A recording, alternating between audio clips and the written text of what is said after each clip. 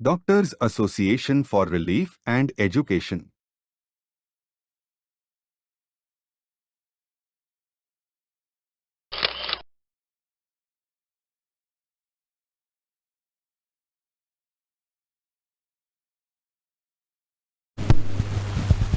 السلام علیکم ورحمۃ اللہ وبرکاتہ. الحمدللہ رب العالمین والصلاة والسلام علی رسولہ الامین وعلی آلہ وصحبہ اجمعین. اما بعد فاعوذ باللہ من الشیطان الرجیم. بسم اللہ الرحمن الرحیم. هو الذی ارسل رسولہ بالہدی ودین الحق لیظہرہ علی الدین کلہ ولو کرہ المشرکون. وقال اللہ تعالی لقد كان لكم في رسول الله أسوة حسنة. صدق اللہ العلی العظیم. تمام تعریفیں اللہ رب العالمین کے لیے ہیں اور درود و سلام خاتم النبیین محمد مصطفیٰ صلی اللہ علیہ وسلم پر. چونکہ ڈاکٹرز کا پروگرام ہے اور پروگرام ڈاکٹر لگ گیا اور میں ڈاکٹر نہیں ہوں, پروفیشنلی آئی ٹی سے میرا تعلق ہے, تو بہت ہی اہم موضوع مجھے دیا گیا ہے حالات کے حوالے سے, اور ربیع الاول کا مہینہ چونکہ بالکل قریب ہے اس حوالے سے میں سیرت النبی صلی اللہ علیہ وسلم سے متعلق کچھ اہم باتیں آپ کے سامنے رکھوں گا. ایک تو سیرت کے کچھ اہم پہلو اور پھر اس کے ساتھ رسول اللہ صلی اللہ علیہ وسلم کی ذات کے حوالے سے جو اہانت کے واقعات ہوتے ہیں یا جو بلاسفمی کے واقعات ہوتے ہیں ان سے متعلق کچھ باتیں آپ کے ساتھ شیئر کروں گا. اور پھر آخر میں چونکہ ہم ایک ایسے معاشرے میں ہیں جہاں پہ ہمارے دن رات کے معاملات میں کئی ہمارے غیر مسلم برادران وطن ہیں جن سے ہمارا ربط ہوتا ہے, جن کے ساتھ وقت گزارتے ہیں, تو ان کے سامنے رسول اللہ صلی اللہ علیہ وسلم کی ذات کو کیسے پیش کیا جائے, کیا وہ اہم ایسپیکٹس ہیں جس کو ہماری گفتگو کا حصہ ہونا چاہیے, یہ کچھ باتیں بہت تیزی کے ساتھ میں آپ کے ساتھ شیئر کرنے کی کوشش کروں گا. سب سے پہلے جو آیتیں میں نے آپ کے سامنے پڑھی ہیں وہ سورہ صف کی آیت ہے اور سورہ احزاب کی آیت ہے. ان آیتوں کا ترجمہ یہ ہے کہ وہی تو ہے جس نے اپنے رسول کو ہدایت اور دین حق کے ساتھ بھیجا ہے تاکہ اسے پورے ادیان پر غالب کر دے, خواہ یہ مشرکین کو کتنا ہی ناگوار ہو. پھر دوسری آیت اس میں اللہ تعالیٰ ارشاد فرماتے ہیں کہ بے شک تمہارے لیے اسوہ حسنہ اللہ کے رسول میں ہے. لیکن سب سے پہلی بات سیرت کے حوالے سے ہم کو یہ سمجھنا ضروری ہے کہ سیرت ہم کو نہ ہی پڑھنا ہے بلکہ بار بار پڑھنا ہے, اور سیرت کو سمجھنا ہمارے لیے بے حد ضروری ہے. اس لیے کہ خدا کے دین کو سمجھنے کے صرف دو ہی ذرائع ہیں, ایک اللہ کی کتاب اور دوسرا وہ پیغمبر وہ رسول جس پر اللہ کا پیغام نازل ہوا ہے. اور اس میں بہت ہی اہم بات یہ ہے کہ ان دونوں کو اگر الگ کر دیا جائے تو پھر انسان کو سیدھا راستہ پانا بہت مشکل ہے.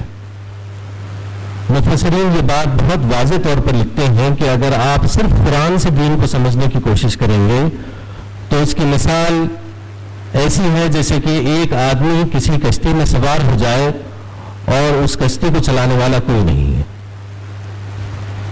وہ صرف سمندر کے تھپیڑے میں رہے گا لیکن کبھی کنارہ نہیں پا سکے گا. چونکہ قرآن کی تفسیر رسول اللہ صلی اللہ علیہ وسلم کی تعلیمات کے اندر ہے اور آپ کی سیرت کے اندر ہے. حضرت عائشہ سے پوچھا گیا کہ رسول اللہ صلی اللہ علیہ وسلم کو آپ کیسے ڈیفائن کریں گی, تو آپ نے پلٹا کر اپنے صحابہ سے پوچھا تھا کہ کیا آپ لوگوں نے قرآن نہیں پڑھا. اگر آپ نے قرآن پڑھا ہے تو اس کے جیتا جاگتا نمونہ اللہ کے رسول صلی اللہ علیہ وسلم کی ذات ہے. تو مطلب یہ ہے کہ سیرت ہمارے لیے بہت اہمیت کی حامل ہے.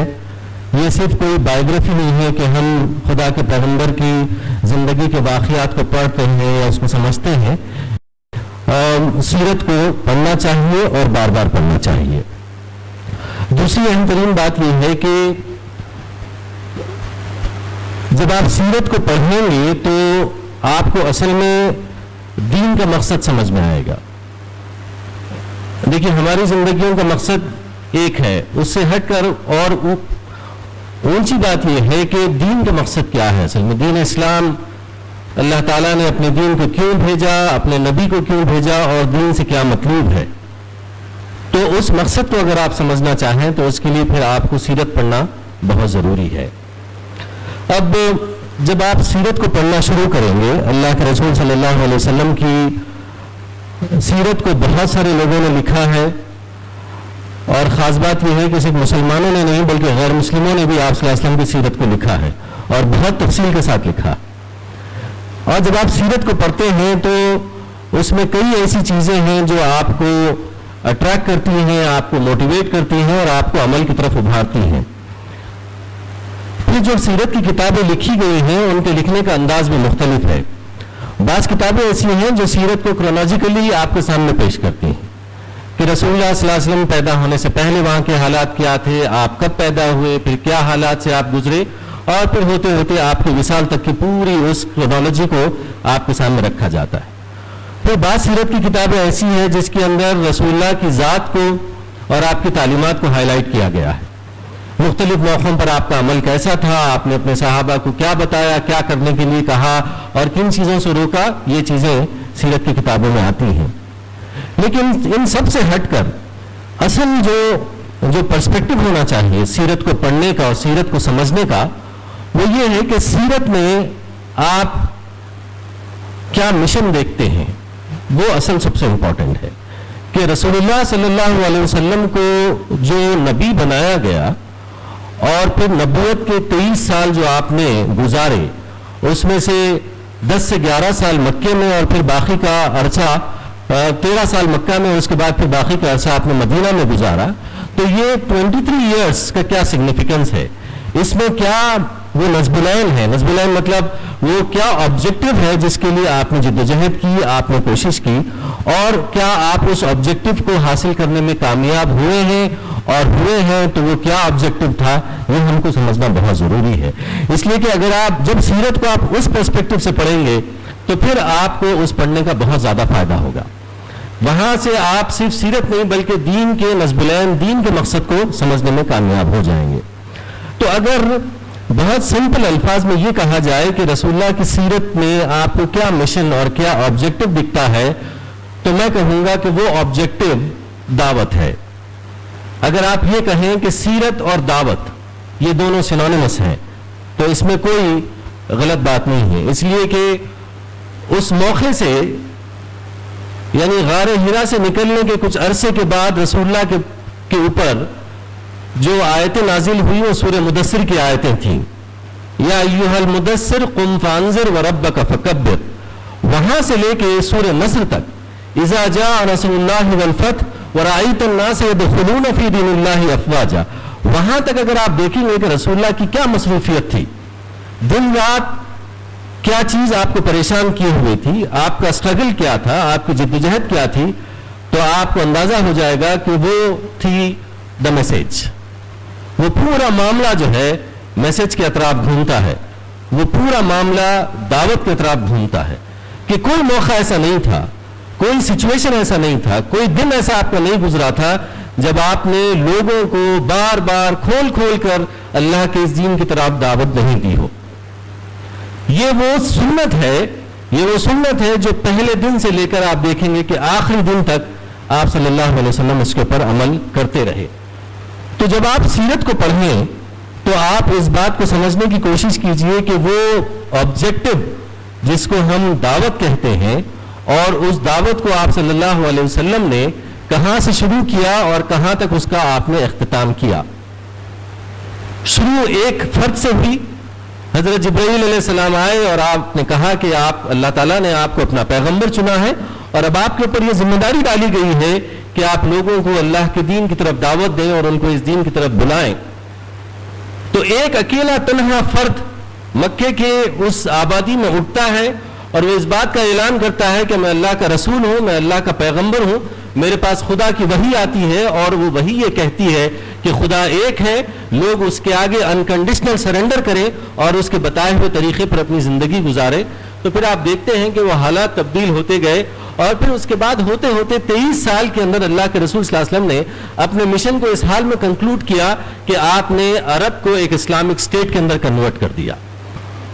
ایک ایسی حکومت جس کا کانسٹیٹیوشن قرآن اور حدیث کی بنیاد پہ تھا, جس کا لیڈر اللہ کا رسول تھا, اور پھر آپ کے گزرنے کے بعد آپ نے اپنے ایسے ساتھیوں کے حوالے اس اسلامک اسٹیٹ کی باغ ڈور کو دیا جو خلفائے راشدین جن کو آپ کہتے ہیں. انہوں نے بڑی تیزی کے ساتھ اگلے 20-25 سال کے اندر اس دعوت کو دنیا کے 1/3 حصے پر غالب کر دیا. یعنی آپ امیجن نہیں کر سکتے کہ اس زمانے میں جس میں کمیونیکیشن کے ذرائع بہت لمیٹڈ اور جنگ کا اور ان تمام معاملات کے کافی مسائل, اس کے اندر ایک بہت ہی شارٹ ڈیوریشن کے اندر اللہ کے رسول 23 سال کے اندر ایک ایسا ریولیوشن برپا کرتے ہیں کہ وہ ریولیوشنز اپنے ریپلز اتنی تیزی سے پھیلاتا ہے کہ 40-50 سال کے اندر وہ دعوت 1/3 آف دی ورلڈ کے اوپر ڈومینیٹ کرتی ہے. نہ ہی 40-50 سال کے بعد بلکہ اب 1400-1450 سال کے بعد پوری دنیا کے اندر بلینز آف لوگ ایسے پائے جاتے ہیں جو اس فکر, اس عقیدے کو ماننے والے ہیں. نہ ہی صرف اس عقیدے کو ماننے والے ہیں لیکن اس رسول سے اس قدر محبت کرتے ہیں کہ اگر کوئی ان کے اوپر اہانت کا معاملہ ہو جائے تو وہ اپنی جان دینے کے لیے تیار ہو جاتے. تو آپ اندازہ کیجئے کہ کتنی انٹینسٹی کا وہ انقلاب تھا, کتنی انٹینسٹی اس کے اندر تھی کہ وہ انٹینسٹی اور اس کا امپیکٹ آپ 1450 سال بعد بھی محسوس کرتے ہیں. تو یہ وہ اصل نصب العین ہے, یہ وہ اصل مقصد ہے جس کو سیرت سے اخذ کرنے کی ضرورت ہے. جتنا زیادہ آپ سیرت کو پڑھیں گے اور اس نصب العین کو سمجھیں گے اتنا زیادہ آپ دین کے مقصد کو سمجھ سکیں گے اور رسول اللہ صلی اللہ علیہ وسلم کی پیروی ہمارے لیے اتنی آسان ہو جائے گی. بہت زیادہ وقت ہمارے پاس نہیں ہے لیکن میں بہت تیزی کے ساتھ کچھ واقعات آپ کے سامنے رکھنا چاہتا ہوں جس میں آپ کو اندازہ ہوگا کہ اس نصب العین کے لیے آپ صلی اللہ علیہ وسلم نے کس قسم کی مثالیں ہم نے ہمارے سامنے رکھی ہیں اور وہ اس بارے میں کسی بھی ایکسٹریم تک پہنچنے کے لیے تیار تھے. جیسا میں نے کہا کہ دعوت کا آغاز ہوا سورہ مدثر کی آیتوں سے جہاں پہ اللہ تعالیٰ نے آپ صلی اللہ علیہ وسلم کو حکم دیا کہ اے لپیٹ کے سونے والے اٹھو اور لوگوں کو خدا سے ڈراؤ اور ان کو بلاؤ اللہ کی طرف. آپ نے اپنی دعوت کا آغاز اپنے گھر سے کیا. حضرت خدیجہ کو آپ نے اسلام کی دعوت دی, اس کے بعد پھر حضرت علی آپ ایمان لائے, پھر آپ کے قریبی دوست حضرت ابوبکر ایمان لائے. تو شروع کا یہ جو مرحلہ رہا کچھ دنوں تک آپ صلی اللہ علیہ وسلم کو اس بات کا حکم تھا کہ آپ اپنے قریبی رشتہ داروں کے اندر اور اپنے دوست احباب کے اندر اپنے رسالت کی دعوت دیں اور لوگوں کو اللہ کے دین کی طرف بلائیں.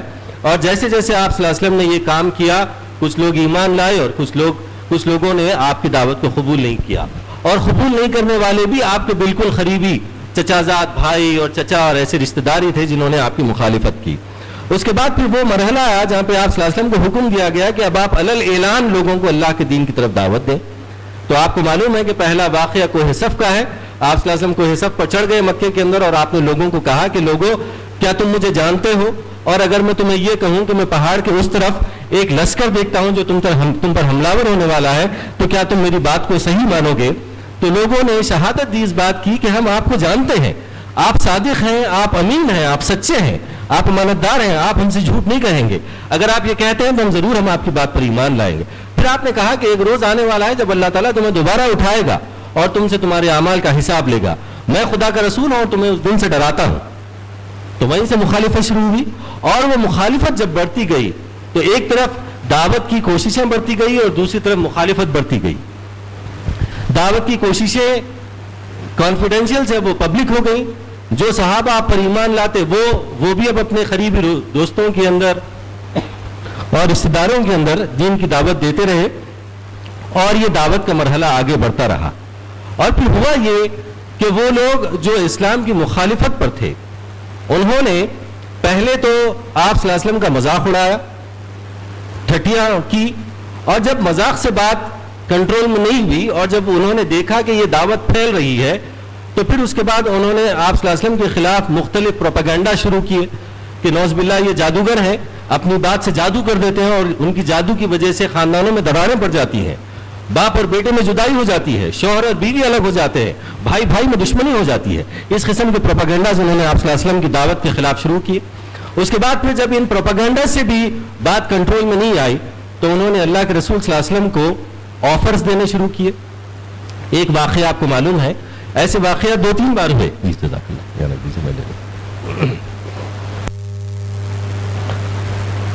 ایک واقعہ وہ ہوا جہاں پہ مشرکین کی لیڈرشپ نے بیٹھ کے گفتگو کی, اور اس کے بعد انہوں نے یہ طے کیا کہ جا کے حضرت ابو طالب کو, جو رسول اللہ کے چچا تھے, ان کو پریشرائز کیا جائے کہ وہ اپنے بھتیجے کی کفالت سے ہاتھ اٹھا لیں یا پھر ان کو اس کام سے روک دیں. وہ حضرت ابو طالب کے پاس گئے اور جا کے ان کو بتایا کہ آپ اپنے بھتیجے کو روک دیجئے کہ وہ ہمارے خداؤں کو برا بھلا کہتے ہیں اور ان کی وجہ سے مکے کے خاندانوں میں دراڑیں پڑ رہی ہیں. تو آپ نے بلا کے رسول اللہ کو سمجھانے کی کوشش کی کہ بھتیجے مجھ پر اتنا بوجھ مت ڈالو کہ میں اس کو برداشت نہ کر سکوں. رسول اللہ بہت غمزدہ ہوئے اس بات پہ کہ چچا جو آپ کے ایک بہت ہی امپورٹنٹ سپورٹر ہیں, وہ اگر ہاتھ ہٹا لیں تو شاید کام کرنے میں بہت مشکل ہوگی. اس کے بعد پھر وہ مرحلہ بھی آیا کہ مشرکین کی لیڈرشپ آئی, آپ صلی اللہ علیہ وسلم سے ملاقات کی اور کر کے مختلف آفرز انہوں نے کیے. ایک آفر انہوں نے کہا کہ اگر آپ ہمارے بادشاہ بننا چاہتے ہیں, آپ ہمارے رولر بننا چاہتے ہیں, تو کل ہی ہم آپ کو ڈکلیئر کر دیں گے کہ آپ ہمارے بادشاہ ہیں, آپ اپنی اس دعوت سے رک جائیے. اگر آپ ہم میں سے سب سے مالدار آدمی بننا چاہتے ہیں تو ہم مکے میں اتنا پیسہ جمع کر کے آپ کو دیں گے کہ آپ ہم میں سب سے مالدار ہو جائیں گے. یعنی آپ مکے کی کسی خوبصورت خاتون سے نکاح کرنا چاہتے ہیں تو ہم وہ نکاح کا ارینج کر دیں گے. یعنی اگر آپ کو کوئی جن کا سایہ ہو گیا ہے اور آپ پریشان ہیں تو ہم آپ کا بہترین اس سے آپ کا علاج کروائیں گے. بتائیے اگر آپ کو یہ کوئی آفر منظور ہے. آپ صلی اللہ علیہ وسلم نے کہا کہ تم میرے ایک ہاتھ میں چاند لا کے رکھ دو, دوسرے ہاتھ میں سورج لا کے رکھ دو, تب بھی میں اپنی اس دعوت سے رکنے والا نہیں ہوں. اس کے صرف 2 ہی نتیجے ہوں گے. آپ صلی اللہ علیہ وسلم نے کہا کہ اس کے صرف 2 ہی نتیجے ہوں گے, یا تو میں اس جدوجہد میں اپنی جان دے دوں گا یا پھر یہ دین غالب ہو کے رہے گا. تو یہ وہ سٹینڈ تھا رسول اللہ کا جو ہم کو سمجھنا ضروری ہے. آپ نے ان دونوں کے درمیان کوئی اور ڈیسٹینیشن کو گوارا نہیں کیا. آپ نے کہا کہ یا تو میرا ڈیسٹینیشن یہ ہے کہ میں اسٹرگل میں اپنی جان دے دوں گا, یا پھر یہ ہو سکتا ہے کہ یہ دین غالب ہو جائے گا, ڈومینیٹ ہو جائے گا جس کے لیے آیا ہے. تو یہ وہ مرحلے تھے جس سے دعوت گزری. اس کے بعد پھر جب کفار و مشرکین نے دیکھا کہ وہ اس سے بھی سننے والے نہیں ہیں, تو پھر مکے میں باضابطہ ایک بہت ہی آرگنائز بائیکاٹ ارینج کیا گیا. بائیکاٹ یہ کیا گیا کہ جتنے مسلمان ہیں ان کے ساتھ کوئی سوشل ٹرانزیکشن نہیں کیا جائے گا, ان سے کوئی بزنس ٹرانزیکشن نہیں کیا جائے, ان کو کوئی چیز بیچی نہیں دی جائے گی, نہ ان سے کوئی چیز خریدی جائے گی, نہ ان سے شادی کی جائے گی, نہ ان کے رشتے قبول کیے جائیں گے, بلکہ وہ سوسائٹی سے بالکل ڈسکنیکٹ کر دیے جائیں گے, آئسولیٹ کر دیے جائیں گے. اس کا نتیجہ یہ ہوا کہ شیبہ ابی طالب جو ایک ڈیفائنڈ ایریا تھا اس میں مسلمانوں کو محصور کر دیا گیا, اس میں ان کو ریسٹرکٹ کر دیا گیا کہ وہی رہیں, وہیں زندگی گزارے. اور یہ آئسولیشن, اب آپ اندازہ کر کے دیکھیے کہ عرب کی وہ زمین جہاں کا ٹیمپریچر, جہاں کی لیونگ کنڈیشنز انتہائی ایکسٹریم ہیں, وہاں پہ ایک آبادی کے ایک حصے کو آئسولیٹ کر دیا گیا. اور وہ آئسولیشن 1-2 دن کا آئسولیشن نہیں تھا, 3 سال تک پوری مسلمان آبادی کو آئسولیٹ کر دیا گیا. اور اس بات پر پریشرائز کیا گیا کہ یا تو تم اپنی دعوت کو اور اپنے دین کو چھوڑو, یا پھر وہیں پہ رہتے ہوئے اپنی زندگی تم کو گزارنی پڑے گی. حالات اس شعبہ ابی طالب کے بارے میں حالات آتے ہیں کہ اتنے سنگین حالات تھے کہ صحابہ جو ہے سوکھے ہوئے چمڑے اگر کہیں مل جاتے تو اس کو گلا کے کھاتے تھے, کھجور کی بیجیں کھا کے وہ گزارا کرتے تھے. بعض وقت تو نوبت یہ آتی کہ گھاس اور پتے کھانے پہ مجبور ہو جاتے. لیکن اس پورے واقعے میں جس چیز کو ہمیں ذہن میں رکھنی چاہیے وہ یہ ہے کہ اس 3 سال کے بہت ہی ایکسٹریم حالات کے اندر بھی آپ کبھی رسول اللہ کو یہ کہتے ہوئے نہیں دیکھیں گے کہ میں اپنی دعوت کو تھوڑا سا سلو ڈاؤن کر دوں گا یا پھر میں اس میں کچھ کمپرومائز کرنے کے لیے تیار ہو جاؤں گا. یہ معاملہ آپ کبھی بھی نہیں دیکھیں گے. پورے 3 سال وہی گزرے, اور وہ جو بائیکاٹ کا جو ایگریمنٹ لکھا گیا تھا اور جس کو کعبے پہ لٹکا گیا تھا اس کو دیمک کھا گئی, اور آخر میں اس بائیکاٹ کو کینسل کرنا پڑا. اس کے بعد شعبہ ابی طالب سے نکلے تو سیرت لکھنے والے لکھتے ہیں کہ شعبہ ابی طالب کے جو کنڈیشنز تھے, لیونگ کنڈیشنز, اسی وجوہات سے حضرت خدیجہ کا انتقال ہوا. وہ بیمار ہو گئیں اور اس کے بعد پھر وہ ریکور نہیں ہو سکی اور پھر اسی حالت میں ان کا انتقال ہوا. تو اس کے بعد پھر اور سخت حالات ہوئے, باضابطہ قتل کیا گیا. حضرت بلال کے واقعات ہم سنتے ہیں. اس کے بعد پھر ایک وقت ایسا آیا کہ مسلمانوں کو مجبور کیا گیا اور پھر آپ صلی اللہ علیہ وسلم نے ان کو جو ہے حبشہ مائیگریٹ کرنے کی طرف صحابہ کو جو ہے اجازت دی.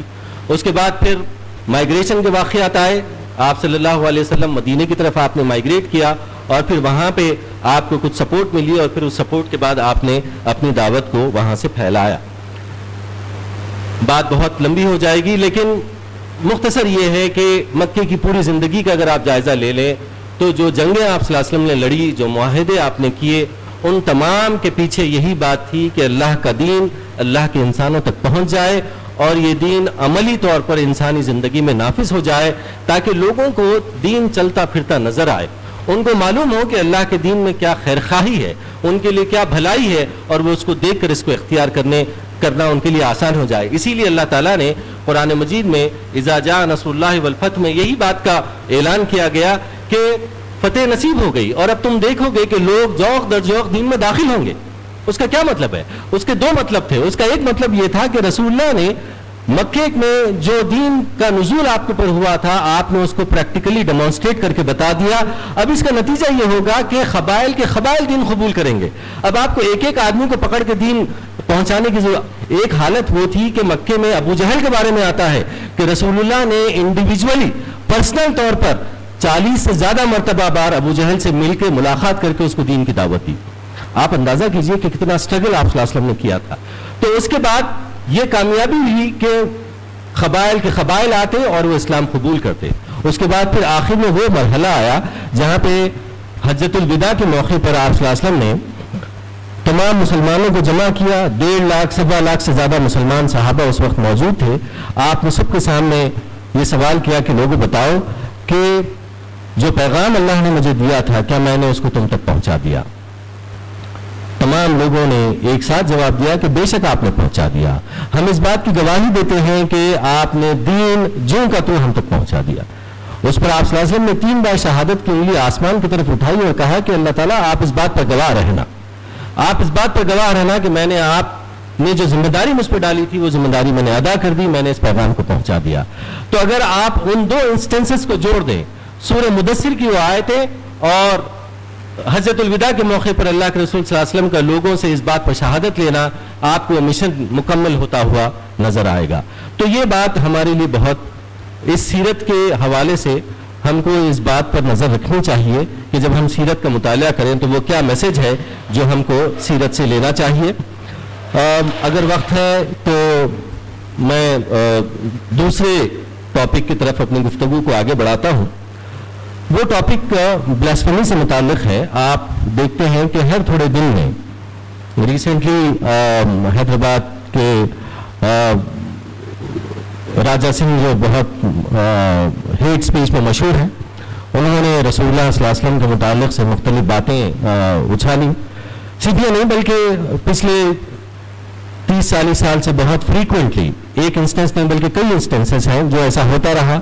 ڈنمارک نے بہت بڑے پیمانے پہ اس پر ہنگامہ اٹھایا. وہ کیا چیزیں ہیں جس کے اوپر مختلف موقعوں پر باتیں آتی ہیں اور ہم کو اس پہ کیسے ریسپونڈ کرنا چاہیے؟ 3 چیزیں خاص طور پر اٹھائی جاتی ہیں. ایک رسول اللہ صلی اللہ علیہ وسلم کا حضرت عائشہ سے نکاح کے وقت حضرت عائشہ کی عمر, اس کو ایک بہت بڑا ایشو بنایا گیا. دوسرا حضرت رسول اللہ صلی اللہ علیہ وسلم کا حضرت زینب سے نکاح, اس کو ایک بہت بڑا ایشو بنایا گیا. اور تیسرا رسول اللہ صلی اللہ علیہ وسلم کی تعدد ازواج یعنی نمبر آف میرجز, اس کو بھی ایک بہت بڑا ایشو بنایا گیا. یہ تینوں چیزوں کا اگر آپ تھوڑا سا جائزہ لیں, اکثر ایسا ہوتا ہے کہ آپ دیکھیں گے کہ میڈیا میں بھی میں نے دیکھا ہے کہ جب ڈیبیٹس وغیرہ ہوتے ہیں اور جب یہ ایشوز اٹھائے جاتے ہیں تو ہمارے اسپیکرز بالکل خاموش ہو جاتے ہیں, یعنی وہ اس کو ڈیفینڈ کرنے کے پوزیشن میں نہیں ہوتے. حالانکہ اس کی وجہ یہ ہے کہ ہم ان پورے معاملات کی تفصیل سے ہم نے اس پہ واقفیت حاصل نہیں کی. اگر آپ ان چیزوں پہ اسٹڈی کریں تو اس کے اتنے کنونسنگ جوابات ہیں کہ آپ کسی بھی غیر مسلم کو آپ اس جواب سے کنونس کر سکتے ہیں. سب سے پہلا ایشو حضرت عائشہ کے بارے میں جو ریز کیا جاتا ہے کہ رسول اللہ نے جب حضرت عائشہ سے نکاح کیا تو ان کی عمر 6 سال کی تھی اور جب وداعی ہوئی تو ان کی عمر 9 سال کی تھی. یہ پوری کنٹروورسی بخاری کی ایک روایت کے اوپر ہے, صرف ایک روایت کے اوپر ڈیپینڈنٹ ہے. وہ حدیث نہیں ہے, وہ روایت ہے.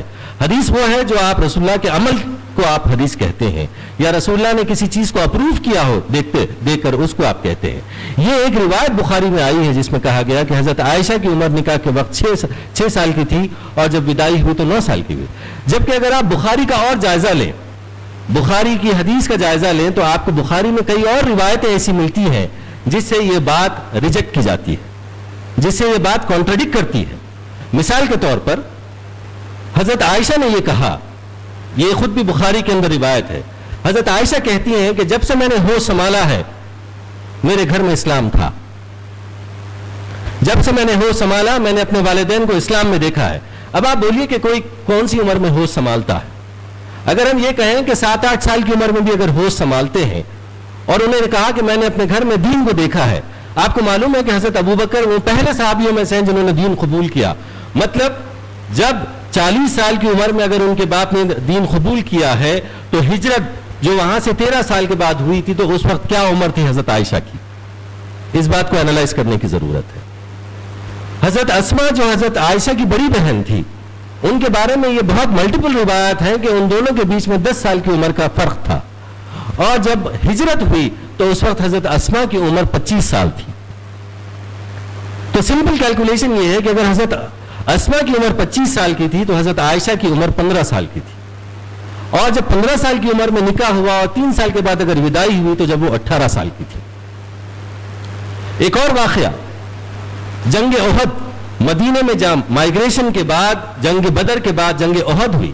جنگ احد کے لیے جب صحابہ کو جنگ میں پریپیئر کرنے کی تیاری ہو رہی تھی, جب عبداللہ بن عمر آئے جو ایک نوجوان بچے تھے, اور انہوں نے اللہ کے رسول سے اس بات کا ڈیمانڈ کیا کہ میں جنگ میں شریک ہونا چاہتا ہوں. وہ 14 سال کے تھے تو اللہ کے رسول نے ان کو منع کر دیا کہ تم چھوٹے ہو, تم جنگ میں شریک نہیں ہو سکتے. 14 سال کی عمر کے بچے کو آپ نے جنگ میں شریک ہونے سے اجازت نہیں دی. جبکہ جنگ احد کے بارے میں آتا ہے کہ حضرت عائشہ اور دوسری خواتین اس وقت زخمیوں کو پانی پلانے کے لیے میدان جنگ میں دوڑ دوڑ کر آپ مشکیزہ لے جا کر پانی پلا رہی تھی. تو کیا رسول اللہ نے ایک 14 سال کے بچے کو جنگ میں شرکت کرنے سے منع کیا اور ایک 12 سال کی بچی کو اس بات کی اجازت دی کہ وہ جنگ میں آ کر زخمیوں کو پانی پلائیں؟ تو ایسے کئی واقعات ہیں جن کو اگر آپ بخاری سے اور دوسری کتابوں سے جوڑیں تو یہ بات بہت واضح طور پر سامنے آتی ہے کہ یہ ایک باضابطہ پروپیگنڈا بنایا گیا ہے انٹینشنلی, جبکہ حقیقت یہ ہے کہ حضرت عائشہ کی عمر 15 سے 16 سال آتی ہے جب ان کا نکاح ہوا تھا, اور جب ان کی وداعی ہوئی تو وہ 18 سے 19 سال کی تھی. تو ہم کو اس بات کو سمجھنے کی ضرورت ہے, اور اپنے آپ اگر آپ پریپیئرڈ ہوں تو اس بہت آسانی کے ساتھ کسی بھی اپنے غیر مسلم ساتھی کو یا خود ہمارے بھائیوں کو اس پر کنونس کیا جا سکتا. حضرت زینب کے بارے میں آتا ہے کہ آپ نعوذ باللہ آپ صلی اللہ علیہ وسلم نے اپنی بہو سے نکاح کر لیا. اس کو بہت بڑا ایشو بنایا گیا کہ حضرت زید جو رسول اللہ صلی اللہ علیہ وسلم کے ایک منہ بولے بیٹے تھے, حضرت اصل میں زید جو جب چھوٹے تھے ان کو حضرت ختیجہ کے ایک خلیرے بھائی نے بازار میں خریدا اور حضرت ختیجہ کو گفٹ دیا کہ یہ غلام ہے جو میں آپ کو گفٹ کرتا ہوں. حضرت ختیجہ نے حضرت زید کو رسول اللہ صلی اللہ علیہ وسلم کو گفٹ کر دیا کہ یہ غلام میں آپ کو گفٹ کرتی ہوں. تو وہ بچپن سے رسول اللہ کے ساتھ تھے. جب وہ تھوڑے بڑے ہوئے تو حضرت زید کے والد اور چچا کو معلوم ہوا کہ ان کا بیٹا جو ہے وہ مکے میں محمد صلی اللہ علیہ وسلم کے پاس ہے. تو وہ مکے آئے اور انہوں نے معلوم کیا تو رسول اللہ کے پاس پہنچے اور انہوں نے کہا کہ زید میرا بیٹا ہے, آپ مجھ سے جو رقم چاہے لے لیں اور اس کو آزاد کر دیں, میں اس کو واپس لے کے جانا چاہتا ہوں. رسول اللہ کو حضرت زید سے بہت محبت تھی تو حضرت زید کو بھی رسول اللہ سے بہت محبت تھی. آپ نے کہا کہ میں زید کو بلاتا ہوں, آپ ان سے بات کیجئے, اگر وہ آپ کے ساتھ چلنے کے لیے تیار ہے تو آپ ان کو لے جائیے, لیکن اگر وہ چلنے کے لیے تیار نہیں ہے تو میں کسی کو زید کو لے جانے نہیں دوں گا. پھر آپ نے زید کو بلایا اور بلا کے پوچھا کہ کیا تم جانتے ہو یہ کون ہے؟ حضرت زید نے کہا یہ میرے والد ہیں, میرے چچا ہیں. والد نے کہا کہ زید ہم تم کو لینے آئے ہیں, چلو تم ہمارے ساتھ واپس چلو. تو حضرت زید نے کہا کہ جو محبت مجھے محمد رسول اللہ صلی اللہ علیہ وسلم کے پاس ملی ہے وہ محبت مجھے کسی سے نہیں ملی, اب میں ان کو چھوڑ کے جانا نہیں چاہتا, میں غلام ہی کی حیثیت میں ان کے پاس رہوں گا لیکن ان کو چھوڑ کے نہیں جاؤں گا. رسول اللہ نے کہا کہ اب میں زید کو جانے نہیں دوں گا. جب وہ چلے گئے تو رسول اللہ نے حضرت زید کا ہاتھ پکڑا, ان کو کعبے کے پاس لے گئے اور لے آ کے یہ اعلان کیا کہ لوگوں سن لو, آج سے میرا بیٹا ہے, آج سے میں اس کو اپنا بیٹا ڈکلیئر کرتا ہوں. اور آپ نے ان کو ایز اے بیٹا اڈاپٹ کر لیا.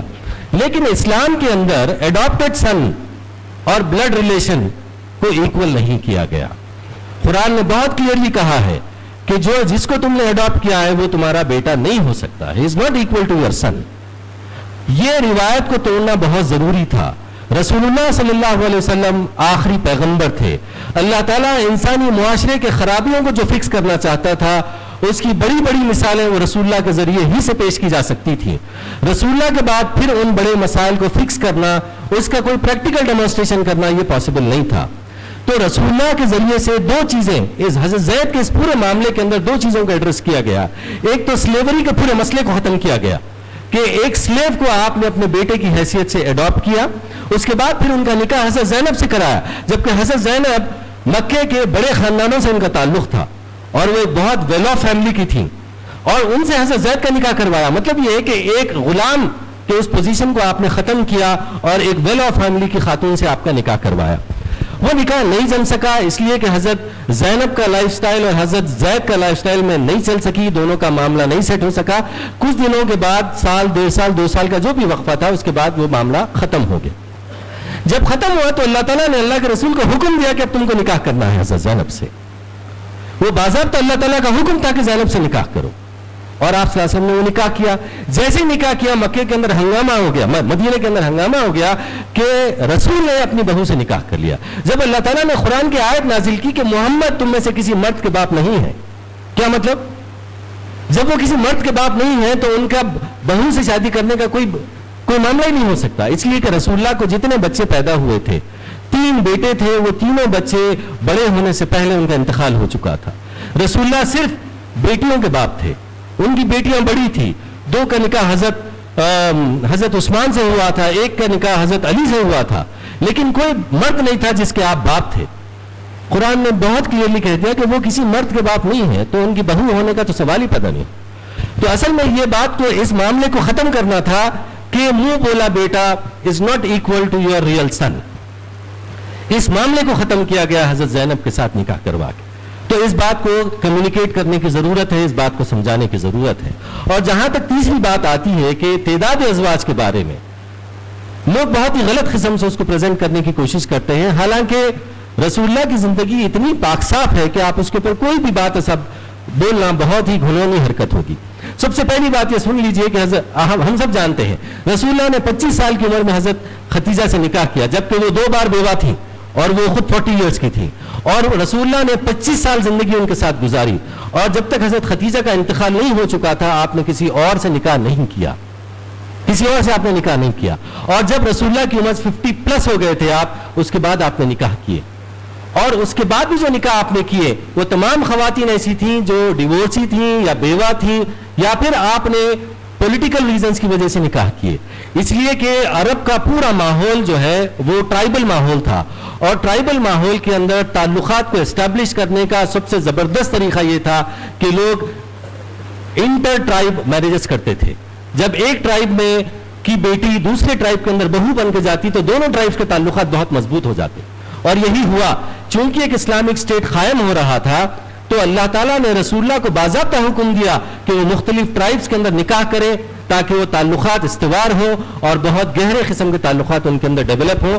آپ دیکھیں گے کہ اسی وجہ سے رسول اللہ نے حضرت ابو بکر کی بیٹی سے نکاح کیا, حضرت عمر جو ان کے بہت قریبی ساتھی تھے ان کی بیٹی سے نکاح کیا, اپنی 2 بیٹیاں اپنے ایک ساتھی کو دی, اپنی 1 بیٹی اپنے ایک بھتیجے کو دی. تو اس طریقے سے آپ صلی اللہ علیہ وسلم نے نکاح کیے, چونکہ یہ نکاح بہت امپورٹنٹ رول پلے کرتے تھے اس ٹرائبل سسٹم کے اندر, اسی وجہ سے وہ ہوئے ہیں. اور اگر آپ اس بات کو ایکسپلین کریں تو ہر کوئی اس بات کو سمجھتا ہے اور وہ اس بات کو ایکنالج کرتا ہے. تو جہاں تک بلاسفیمی کے معاملے ہیں تو ان معاملوں کی بات یہی ہے کہ ہم کو ان سے بھاگنے کی ضرورت نہیں ہے. اصل میں ہم جو ہے اویئر نہیں ہے, اس لیے ہم ان باتوں کا جواب دینے سے پیچھے ہٹتے ہیں. اگر آپ خود ان چیزوں کا جائزہ لیں, ان چیزوں کو پڑھیں, تو آپ بہت ہی وضاحت کے ساتھ ان باتوں کا جواب دے سکتے ہیں, اپنے دوستوں کو, اپنے کولیگز کو ان باتوں پہ کنونس کر سکتے ہیں کہ اصل فیکٹ کیا ہے. اور یقین مانیے کہ اگر آپ ان فیکٹ کو سامنے رکھیں گے تو کوئی بھی ان فیکٹس کو ریجیکٹ نہیں کر سکتا. تیسرا ایسپیکٹ جو میری گفتگو کا ہے, بالکل ایک 5-7 منٹ میں اپنی گفتگو کو کنکلوڈ کر لوں گا, وہ ہے رسول اللہ صلی اللہ علیہ وسلم کی ذات کو جب ہم اپنے نان مسلمز کے درمیان ہوتے ہیں تو ان کے درمیان پیش کرنا. دیکھیے دعوت کے 3 اہم ٹاپکس ہوتے ہیں. جب بھی آپ کسی غیر مسلم کے سامنے اسلام کو پیش کرتے ہیں تو اسلام کے 3 پہلو ان کے سامنے رکھنا بہت ضروری ہے. اس میں ایک ہے توحید, وننس آف گاڈ, دوسرا ہے آخرت, لائف آفٹر ڈیتھ, اور تیسرا ہے رسالت جس کو آپ پروفیٹہڈ کہتے ہیں. توحید اور رسالت کا، توحید اور آخرت کا معاملہ یہ ہے کہ لوگ بہت حد تک اس پہ کنونس ہیں، اور ہر مذہب کے اندر اس کا کوئی نہ کوئی شکل پائی جاتی ہے. آپ کوئی ہمارے غیر مسلم برادران وطن چاہے ہندو ہوں یا کوئی بھی ہو، خاص طور پر ہندو مذہب کے دوستوں سے اگر آپ بات کریں، ان سے کہیں کہ ایک سپریم اتھارٹی ہے، ایک سپریم لارڈ ہے، تو وہ اس بات کو ایکنالج کرتے ہیں، چونکہ ان کے پاس بھی یہ تصور پایا جاتا ہے کہ تمام خداؤں کے اوپر ایک سپریم برہمن پایا جاتا ہے. دیٹس اے یونیورسل سول، وہ اس کو کہتے ہیں. تو ان کے پاس یہ تصور ہے. لیکن اگر آپ بعد میں توحید کو ڈیفائن کریں گے تو وہ اس پر کانفلکٹ کرتے ہیں، لیکن ایک سپریم اتھارٹی کا تصور ان کے پاس پایا جاتا ہے. مرنے کے بعد کی زندگی کا بھی کوئی نہ کوئی ایک کرپٹڈ آئیڈیا ان کے پاس بھی ہے. ان کے پاس دونوں تصور پائے جاتے ہیں کہ انسان مرتا اور جیتا بار بار ہے. there's a continuous and repeated cycle of life and death. اور پھر ان کے پاس یہ بھی تصور پایا جاتا ہے کہ in this repeated cycle of life and death there is a duration where you go and spend your life either in hell or heaven based on your actions. تو وہ تصور بھی ان کے پاس پایا جاتا ہے. لیکن مسئلہ جب آتا ہے، جب آپ کہتے ہیں کہ زمین میں ایک انسان ایسا گزرا ہے جس سے خدا نے بات کی ہے، یہ اصل میں سب سے بڑا مسئلہ ہے. وہ کسی کو خدا کا پیغمبر ایکسپٹ کرنے کے لیے ریڈی نہیں ہے. اس لیے کہ اگر آپ کسی کو خدا کا پیغمبر ایکسپٹ کریں گے تو پھر وہاں پہ سچویشن بہت ہی کریٹیکل ہو جاتا ہے. اس لیے کہ دعوت میں جو تبدیلی پیدا ہوتی ہے وہ رسول پر ایمان لانے کے بعد ہوتی ہے. آپ رسول سے پہلے ایمان لانے تک، رسول پر ایمان لانے سے پہلے تک صرف بات عقیدے تک ہے، بات صرف آئیڈیا تک ہے. لیکن جیسے آپ محمد رسول اللہ کو اللہ کا پیغمبر مانیں گے تو پھر اس کا مطلب یہ ہے کہ he is the ideal for you to follow. جیسا انہوں نے عمل کیا ہے ویسے آپ کو عمل کرنا ہے. اب آپ کے پاس کوئی چوائس نہیں ہے. کوئی آدمی یہ ضرور کہہ سکتا ہے کہ ہاں ایک سپریم گاڈ میں میں بھی بلیو کرتا ہوں، آخرت کی زندگی پر میں بھی بلیو کرتا ہوں، لیکن آپ اس کی زندگی میں کوئی تبدیلی نہیں دیکھیں گے. اس کی زندگی میں تبدیلی اسی وقت آئے گی جب وہ پیغمبر کو پر ایمان لاتا ہے. چونکہ پیغمبر پر ایمان لانے کا تقاضا یہ ہے کہ آپ کو پیغمبر کو فالو کرنا ہے. یعنی آپ اس بات کو ایکنالج کر رہے ہیں کہ یہ شخص خدا کا رسول ہے، اس کے پاس خدا نے اپنا پیغام بھیجا ہے اور وہ پیغام یہ بتاتا ہے کہ زندگی کیسے گزارنی ہے، اور رسول نے اس کو پریکٹیکلی ڈیمانسٹریٹ کر کے بتایا ہے. تو اب آپ کے پاس اسکیپ ہونے کا کوئی اور راستہ نہیں ہے. تو اصل مسئلہ جو دعوت میں ہے، جو بات دعوت میں آ کے رکتی ہے، وہ رسول پر ایمان لانے کی ہے. لوگ پیچھے ہٹتے ہیں رسول کو ایکنالج کرنے. اسی لیے جو بلاسفیمی ہوتی ہے وہ رسول کی ذات پر ہوتی ہے. اگر آپ رسول کو ریجیکٹ کر دیں تو پھر آپ کے پاس کوئی مسئلہ نہیں ہے. اگر آپ رسول کو قرآن سے الگ کر دیں تو پھر قرآن کو انٹرپریٹ کرنے میں آپ کو پوری آزادی ہے. لوگوں نے LGBT کو قرآن سے پروف کیا ہے. آپ حیرت کریں گے جو لوگ LGBT کے سپورٹ میں ہیں وہ بھی قرآن سے دلیل لانے کی کوشش کرتے ہیں. تو مطلب یہ ہے کہ اگر آپ قرآن کو رسول سے ڈسکنیکٹ کر دیں تو پھر then you are free to do anything. تو اصل مسئلہ وہ کمیونزم کا ہے، قرآن اور رسول کا، اور رسول پر ایمان لانے کا. تو دعوت میں رسول کو پریزنٹ کرنا، رسالت کو پریزنٹ کرنا بہت امپورٹنٹ ہے. اور اس میں سب سے بڑی بات یہ ہے کہ وہ خدا کا رسول ہے، یہ بات پیش کرنا ہے.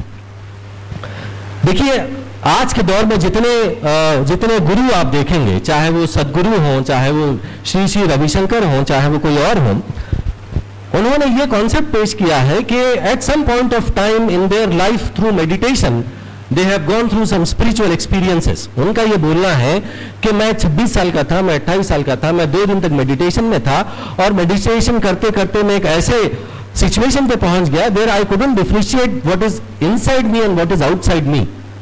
سدگرو کا یہ ڈائلاگ ہے کہ میں میڈیٹیشن میں ایک ایسے مرحلے پہ گزرا کہ میں کرتے کرتے میں ایک ایسے سچویشن پہ پہنچ گیا there I couldn't differentiate what is inside me and what is outside me. Sadhguru کا یہ ڈائلاگ ہے کہ میں میڈیٹیشن میں ایک ایسے مرحلے پہ گزرا کہ میں یونیورس کون ہے، مطلب یہ ہے کہ میں اور یونیورس ایک ہی ہے. وہ یہ بولنا چاہ رہا کہ ہندوازم میں کانسیپٹ ہے کہ God exist in every thing. تو ہی وانٹس ٹو سے کہ ان ادر ٹرمز کہ میں خدا ہوں. اور وہ یہ کہتے ہیں کہ جب آپ ڈیپ میڈیٹیشن میں ہوتے ہیں تو آپ کو ایسے اسپرچل ایکسپیرینس ہوتے ہیں کہ آپ خدا سے کنیکٹ ہو جاتے ہیں، اور پھر آپ کو وہ گیان حاصل ہو جاتا ہے، وہ نالج حاصل ہو جاتا ہے کہ آپ ہزاروں کے مجموعے کے سامنے ٹھہر کے ان کے مسائل کا حل پیش کرتے ہیں، ان کے سوالوں کا جواب دیتے ہیں اور ان کو کنونس کرتے ہیں. ہم یہ کہتے ہیں کہ ڈیوائن ایکسپیرینسز، ڈیوائن کمیونیکیشن کا دروازہ بند ہو چکا ہے. There is no divine communication anymore. The last divine communication happened with Prophet Muhammad sallallahu alaihi wasallam. That's it. The door is closed. There is nobody else now to interact with the divine. یہ بات اصل میں بہت important ہے, اور اس بات کو communicate کرنا, اس کو ایکسپلین کرنا, اس کے دلائل دینا, اس کو ڈیفینڈ کرنا, یہ دعوت کی بہت بڑی ذمہ داری ہے. آپ یہ کہہ رہے ہیں کہ no XYZ has any communication with divine. The last communication with divine happened to Prophet Muhammad sallallahu alaihi wasallam because he was the last messenger and he got the divine message which is the last message. یہ اصل میں دعوت میں رسالت کا وہ پہلو ہے جس کو پیش کرنا بہت ضروری. ہم یہ کہتے ہیں کہ ہم مہاتما گاندھی کے کوٹیشنز پیش کرتے ہیں, سروجنی نائیڈو کے پیش کرتے ہیں, ان کے وہ سب چیزیں رسول اللہ کے انفلوئنس کو آپ بتا سکتے ہیں کہ how influential he was, what impact he left on the society, but that is all secondary.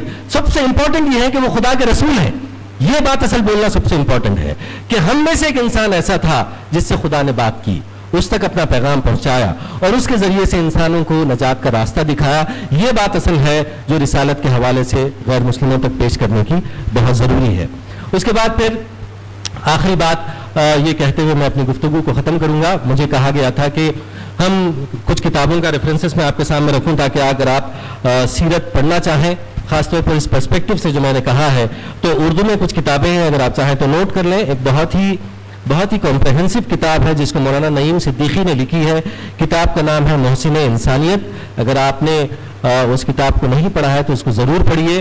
آپ کو رسول اللہ کے مشن, آپ کا اسٹرگل اور آپ کے اچیومنٹس کا بہت زبردست اس کے اندر انہوں نے اس کو پکچرائز کیا ہے. اس کے بعد پھر الرحیق المختوم ہے جو بہت زیادہ کرونالوجیکل ہے, جس کو مولانا صفی الرحمان مبارک پوری نے لکھا ہے. وہ کتاب بھی آپ پڑھ سکتے ہیں. محمد عربی پڑھ سکتے ہیں, شارٹ ہے لیکن اچھی کنسائز ہے. محمد عنایت اللہ سبحانی صاحب نے اس کتاب کو سیرت کو لکھا ہے. اس کے بعد پھر اگر آپ بہت ڈیٹیل میں پڑھنا چاہتے ہیں تو 2 والیوم میں مولانا مودودی نے لکھی ہے سیرت سرور عالم, آپ اس کو بھی پڑھ سکتے ہیں. یہ اردو میں ہے.